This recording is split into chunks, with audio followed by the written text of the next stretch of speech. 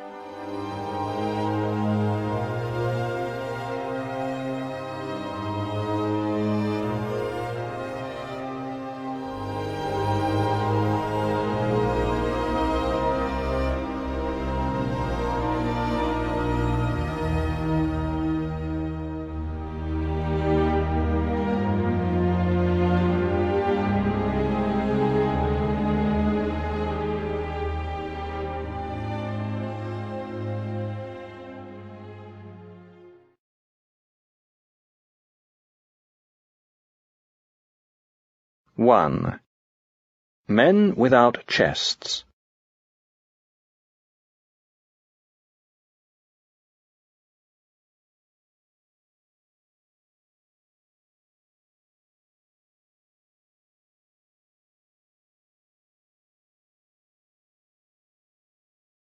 So he sent the word to slay, and slew the little childer. Carol. I doubt whether we are sufficiently attentive to the importance of elementary textbooks. That is why I have chosen as the starting point for these lectures a little book on English intended for boys and girls in the upper forms of schools.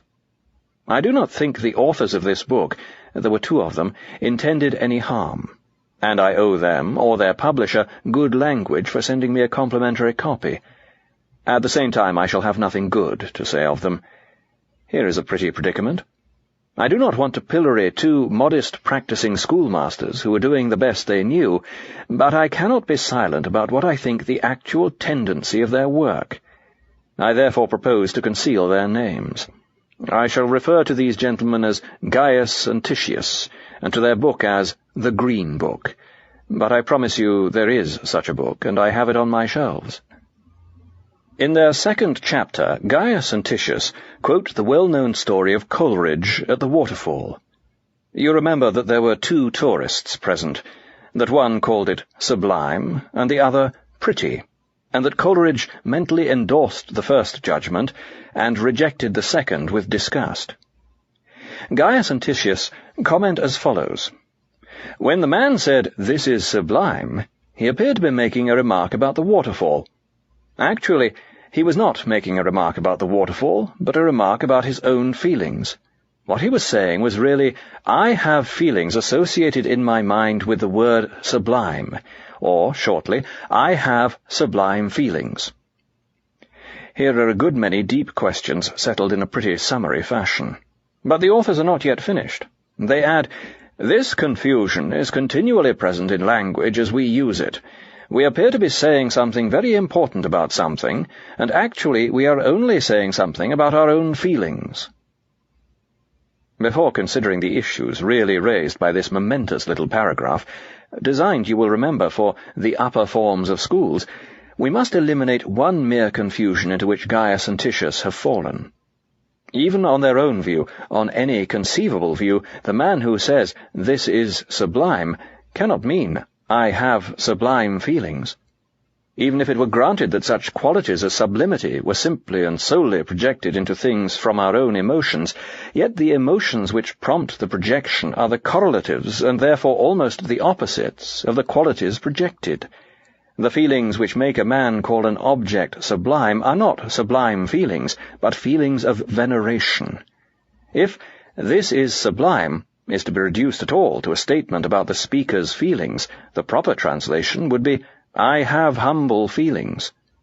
If the view held by Gaius and Titius were consistently applied, it would lead to obvious absurdities. It would force them to maintain that "you are contemptible" means "I have contemptible feelings." In fact, that "your feelings are contemptible" means "my feelings are contemptible." But we need not delay over this, which is the very pons asinorum of our subject. It would be unjust to Gaius and Titius themselves to emphasize what was doubtless a mere inadvertence. The schoolboy who reads this passage in the Green Book will believe two propositions. Firstly, that all sentences containing a predicate of value are statements about the emotional state of the speaker, and secondly, that all such statements are unimportant. It is true that Gaius and Titius have said neither of these things in so many words. They have treated only one particular predicate of value, sublime, as a word descriptive of the speaker's emotions. The pupils are left to do for themselves the work of extending the same treatment to all predicates of value, and no slightest obstacle to such extension is placed in their way. The authors may or may not desire the extension. They may never have given the question 5 minutes' serious thought in their lives. I am not concerned with what they desired, but with the effect their book will certainly have on the schoolboy's mind. In the same way, they have not said that judgments of value are unimportant. Their words are that we appear to be saying something very important, when in reality we are only saying something about our own feelings. No schoolboy will be able to resist the suggestion brought to bear upon him by that word, only. I do not mean, of course, that he will make any conscious inference from what he reads to a general philosophical theory that all values are subjective and trivial. The very power of Gaius and Titius depends on the fact that they are dealing with a boy who thinks he is doing his English prep, and has no notion that ethics, theology, and politics are all at stake. It is not a theory they put into his mind, but an assumption, which 10 years hence, its origin forgotten and its presence unconscious, will condition him to take one side in a controversy which he has never recognized as a controversy at all. The authors themselves, I suspect, hardly know what they are doing to the boy, and he cannot know what is being done to him. Before considering the philosophical credentials of the position which Gaius and Titius have adopted about value, I should like to show its practical results on the educational procedure. In their 4th chapter they quote a silly advertisement of a pleasure cruise and proceed to inoculate their pupils against the sort of writing it exhibits. The advertisement tells us that those who buy tickets for this cruise will go across the western ocean where Drake of Devon sailed, adventuring after the treasures of the Indies, and bringing home themselves also a treasure of golden hours and glowing colours. It is a bad bit of writing, of course, a venal and pathetic exploitation of those emotions of awe and pleasure which men feel in visiting places that have striking associations with history or legend. If Gaius and Titius were to stick to their last and teach their readers, as they promised to do, the art of English composition, it was their business to put this advertisement side by side with passages from great writers in which the very emotion is well expressed, and then show where the difference lies. They might have used Johnson's famous passage from the Western Islands, which concludes, "That man is little to be envied whose patriotism would not gain force upon the plain of Marathon, or whose piety would not grow warmer among the ruins of Iona." They might have taken that place in The Prelude, where Wordsworth describes how the antiquity of London first descended on his mind with weight and power, power growing under weight. A lesson which had laid such literature beside the advertisement and really discriminated the good from the bad would have been a lesson worth teaching. There would have been some blood and sap in it, the trees of knowledge and of life growing together. It would also have had the merit of being a lesson in literature, a subject of which Gaius and Titius, despite their professed purpose, are uncommonly shy. What they actually do is to point out that the luxurious motor vessel won't really sail where Drake did, that the tourists will not have any adventures, that the treasures they bring home will be of a purely metaphorical nature, and that a trip to Margate might provide all the pleasure and rest they required. All this is very true. Talents inferior to those of Gaius and Titius would have sufficed to discover it. What they have not noticed, or not cared about, is that a very similar treatment could be applied to much good literature which treats the same emotion. What, after all, can the history of early British Christianity, in pure reason, add to the motives for piety as they exist in the 18th century? Why should Mr. Wordsworth's inn be more comfortable, or the air of London more healthy, because London has existed for a long time? Or, if there is indeed any obstacle which will prevent a critic from debunking Johnson and Wordsworth, and Lamb and Virgil and Thomas Browne and Mr. de la Mare, as the Green Book debunks the advertisement, Gaius and Titius have given their schoolboy readers no faintest help to its discovery. From this passage the schoolboy will learn about literature precisely nothing. What he will learn quickly enough, and perhaps indelibly, is the belief that all emotions aroused by local association are in themselves contrary to reason and contemptible. He will have no notion that there are two ways of being immune to such an advertisement, that it falls equally flat on those who are above it and those who are below it, on the man of real sensibility and on the mere trousered ape who has never been able to conceive the Atlantic as anything more than so many million tons of cold salt water. There are two men to whom we offer in vain a false leading article on patriotism and honour. One is the coward, the other is the honourable and patriotic man. None of this is brought before the schoolboy's mind. On the contrary, he is encouraged to reject the lure of the Western Ocean, on the very dangerous ground that in so doing he will prove himself a knowing fellow who can't be bubbled out of his cash. Gaius and Titius, while teaching him nothing about letters, have cut out of his soul, long before he is old enough to choose, the possibility of having certain experiences which thinkers of more authority than they have held to be generous, fruitful, and humane. But it is not only Gaius and Titius. In another little book, whose author I will call Orbilius, I find that the same operation under the same general anaesthetic is being carried out. Orbilius chooses for debunking a silly bit of writing on horses, where these animals are praised as the willing servants of the early colonists in Australia. And he falls into the same trap as Gaius and Titius. Of Raksh and Slipnir, and the weeping horses of Achilles, and the war horse in the book of Job, nay, even of Brer Rabbit and of Peter Rabbit, of man's prehistoric piety to our brother the ox, of all that this semi-anthropomorphic treatment of beasts has meant in human history, and of the literature where it finds noble or piquant expression, he has not a word to say. Even of the problems of animal psychology as they exist for science he says nothing. He contents himself with explaining that horses are not, secundum litteram, interested in colonial expansion. This piece of information is really all that his pupils get from him. Why the composition before them is bad, when others that lie open to the same charge are good, they do not hear. Much less do they learn of the two classes of men who are, respectively, above and below the danger of such writing, the man who really knows horses and really loves them, not with anthropomorphic illusions, but with ordinate love, and the irredeemable urban blockhead to whom a horse is merely an old-fashioned means of transport. Some pleasure in their own ponies and dogs they will have lost, some incentive to cruelty or neglect they will have received, some pleasure in their own knowingness will have entered their minds. That is their day's lesson in English, though of English they have learned nothing.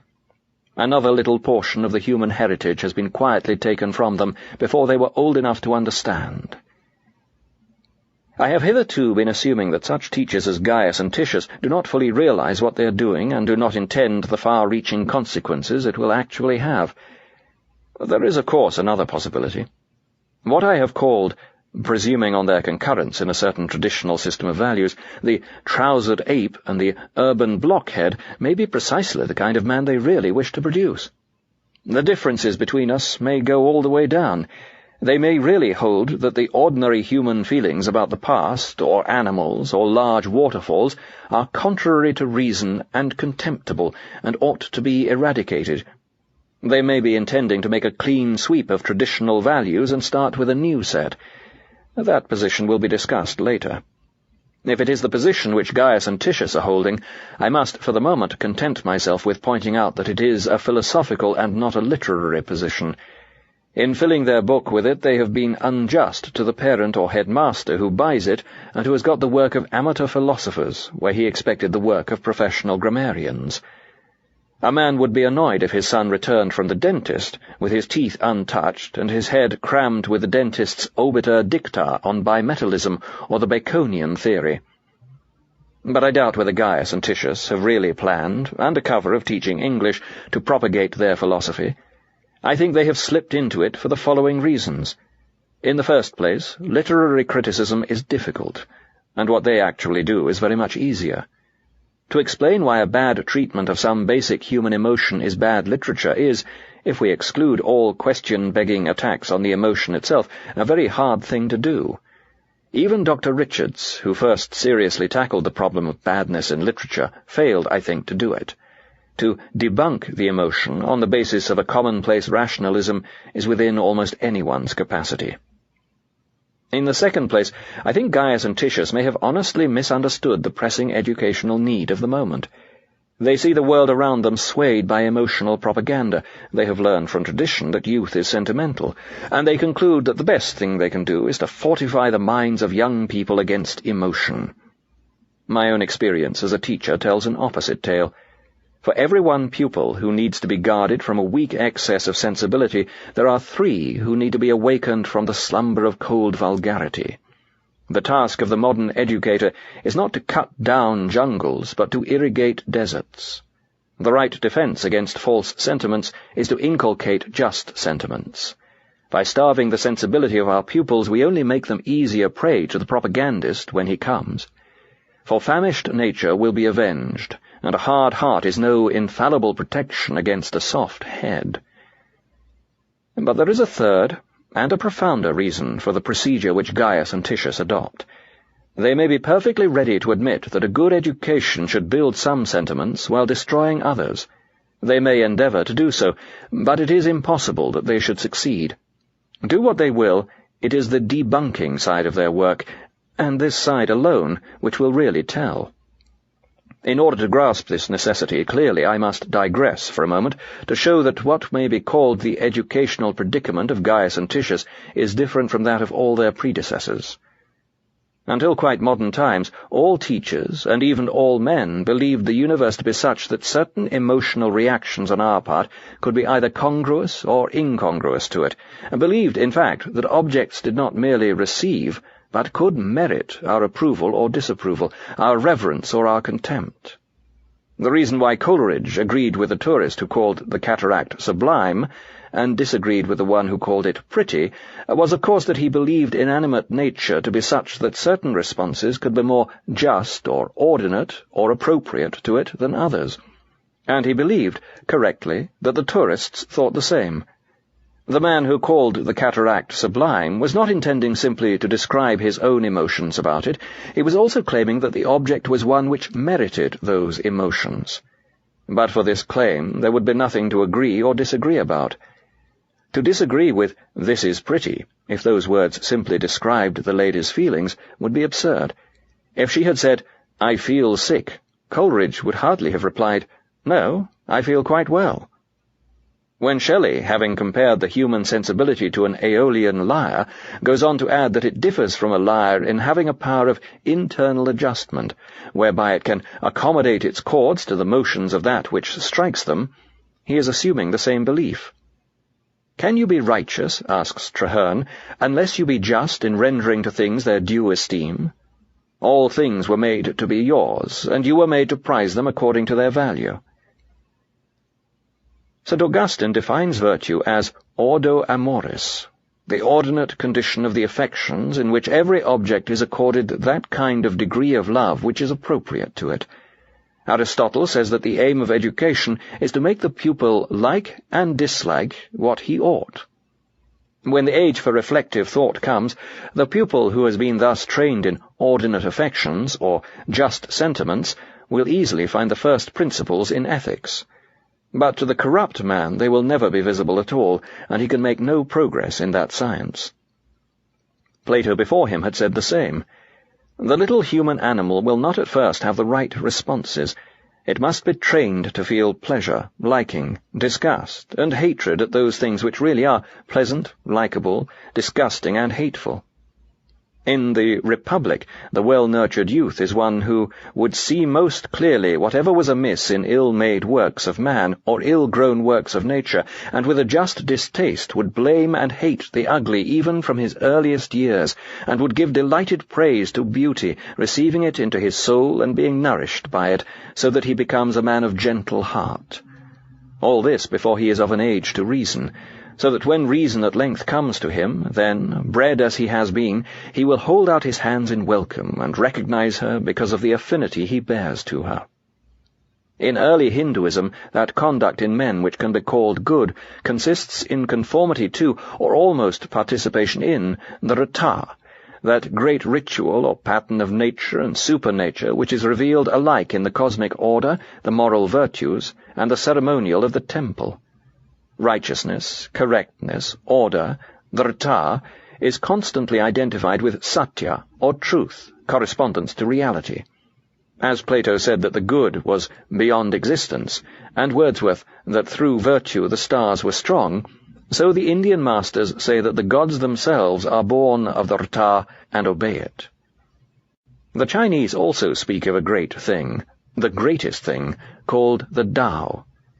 It is the reality beyond all predicates, the abyss that was before the Creator himself. It is nature, it is the way, the road, it is the way in which the universe goes on, the way in which things everlastingly emerge, stilly and tranquilly, into space and time. It is also the way which every man should tread in imitation of that cosmic and supercosmic progression, conforming all activities to that great exemplar. In ritual, say the Analects, it is harmony with nature that is prized. The ancient Jews likewise praised the law as being true. This conception in all its forms, Platonic, Aristotelian, Stoic, Christian, and Oriental alike, I shall henceforth refer to for brevity simply as the Tao. Some of the accounts of it which I have quoted will seem, perhaps, to many of you merely quaint or even magical, but what is common to them all is something we cannot neglect. It is the doctrine of objective value, the belief that certain attitudes are really true, and others really false, to the kind of thing the universe is and the kind of things we are. Those who know the Tao can hold that to call children delightful or old men venerable is not simply to record a psychological fact about our own parental or filial emotions at the moment, but to recognize a quality which demands a certain response from us, whether we make it or not. I myself do not enjoy the society of small children. Because I speak from within the Tao, I recognize this as a defect in myself, just as a man may have to recognize that he is tone-deaf or color-blind. And because our approvals and disapprovals are thus recognitions of objective value or responses to an objective order, therefore emotional states can be in harmony with reason, when we feel liking for what ought to be approved, or out of harmony with reason, when we perceive that liking is due but cannot feel it. No emotion is, in itself, a judgment. In that sense, all emotions and sentiments are illogical. But they can be reasonable or unreasonable, as they conform to reason or fail to conform. The heart never takes the place of the head, but it can, and should, obey it. Over against this stands the world of the Green Book. In it, the very possibility of a sentiment being reasonable or even unreasonable has been excluded from the outset. It can be reasonable or unreasonable only if it conforms or fails to conform to something else. To say that the cataract is sublime means saying that our emotion of humility is appropriate or ordinate to the reality, and thus to speak of something else besides the emotion. Just as to say that a shoe fits is to speak not only of shoes, but of feet. But this reference to something beyond the emotion is what Gaius and Titius exclude from every sentence containing a predicate of value. Such statements, for them, refer solely to the emotion. Now the emotion, thus considered by itself, cannot be either in agreement or disagreement with reason. It is irrational, not as a paralogism is irrational, but as a physical event is irrational. It does not rise even to the dignity of error. On this view, the world of facts, without one trace of value, and the world of feelings, without one trace of truth or falsehood, justice or injustice, confront one another, and no rapprochement is possible. Hence the educational problem is wholly different according as you stand within or without the Tao. For those within, the task is to train in the pupil those responses which are in themselves appropriate, whether anyone is making them or not, and in making which the very nature of man consists. Those without, if they are logical, must regard all sentiments as equally non-rational, as mere mists between us and the real objects. As a result, they must either decide to remove all sentiments, as far as possible, from the pupil's mind, or else to encourage some sentiments for reasons that have nothing to do with their intrinsic justness or ordinacy. The latter course involves them in the questionable process of creating in others by suggestion or incantation a mirage which their own reason has successfully dissipated. Perhaps this will become clearer if we take a concrete instance. When a Roman father told his son that it was a sweet and seemly thing to die for his country, he believed what he said. He was communicating to the son an emotion which he himself shared, and which he believed to be in accord with the value which his judgment discerned in noble death. He was giving the boy the best he had, giving of his spirit to humanize him as he had given of his body to beget him. But Gaius and Titius cannot believe that in calling such a death sweet and seemly, they would be saying something important about something. Their own method of debunking would cry out against them if they attempted to do so. For death is not something to eat, and therefore cannot be dolce in the literal sense, and it is unlikely that the real sensations preceding it will be dolce even by analogy. And as for decorum, that is only a word describing how some other people will feel about your death when they happen to think of it, which won't be often, and will certainly do you no good. There are only two courses open to Gaius and Titius. Either they must go the whole way and debunk this sentiment like any other, or must set themselves to work to produce from outside a sentiment which they believe to be of no value to the pupil, and which may cost him his life, because it is useful to us, the survivors, that our young men should feel it. If they embark on this course, the difference between the old and the new education will be an important one. Where the old initiated, the new merely conditions. The old dealt with its pupils as grown birds deal with young birds when they teach them to fly. The new deals with them more as the poultry keeper deals with young birds, making them thus or thus, for purposes of which the birds know nothing. In a word, the old was a kind of propagation, men transmitting manhood to men. The new is merely propaganda. It is to their credit that Gaius and Titius embrace the first alternative. Propaganda is their abomination, not because their own philosophy gives a ground for condemning it, or anything else, but because they are better than their principles. They probably have some vague notion, I will examine it in my next lecture, that valor and good faith and justice could be sufficiently commended to the pupil on what they would call rational or biological or modern grounds, if it should ever become necessary. In the meantime they leave the matter alone and get on with the business of debunking. But this course, though less inhuman, is not less disastrous than the opposite alternative of cynical propaganda. Let us suppose for a moment that the harder virtues could really be theoretically justified with no appeal to objective value. It still remains true that no justification of virtue will enable a man to be virtuous. Without the aid of trained emotions, the intellect is powerless against the animal organism. I had sooner play cards against a man who was quite sceptical about ethics, but bred to believe that a gentleman does not cheat, than against an irreproachable moral philosopher who had been brought up among sharpers. In battle it is not syllogisms that will keep the reluctant nerves and muscles to their post in the third hour of the bombardment. The crudest sentimentalism, such as Gaius and Titius would wince at, about a flag or a country or a regiment will be of more use. We were told it all long ago by Plato. As the king governs by his executive, so reason in man must rule the mere appetites by means of the spirited element. The head rules the belly through the chest, the seat, as Alanus tells us, of magnanimity, of emotions organized by trained habit into stable sentiments. The chest, magnanimity, sentiment, these are the indispensable liaison officers between cerebral man and visceral man. It may even be said that it is by this middle element that man is man, for by his intellect he is mere spirit, and by his appetite mere animal. The operation of the Green Book and its kind is to produce what may be called men without chests. It is an outrage that they should be commonly spoken of as intellectuals. This gives them the chance to say that he who attacks them attacks intelligence. It is not so.